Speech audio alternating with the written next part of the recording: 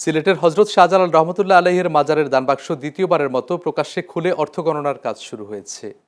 শনিবার সকালে প্রশাসন ও মাজার কর্তৃপক্ষের প্রতিনিধিদের উপস্থিতিতে এই কার্যক্রম শুরু হয়।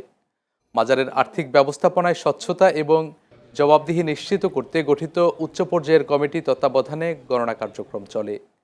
এর আগে গত 22 জুন প্রায় 700 বছরের প্রচলিত রীতি ভেঙে প্রথমবার প্রকাশ্যে দানবাক্স খোলা হলে 17,65,549 টাকা স্বর্ণালংকার এবং বিদেশি মুদ্রা পাওয়া যায়। সেই অর্থ সরকারি হিসাবে জমা রাখা হয়। প্রশাসনের এই উদ্যোগকে ইতিবাচক হিসেবে দেখছেন ভক্ত, আশেকান ও স্থানীয়রা।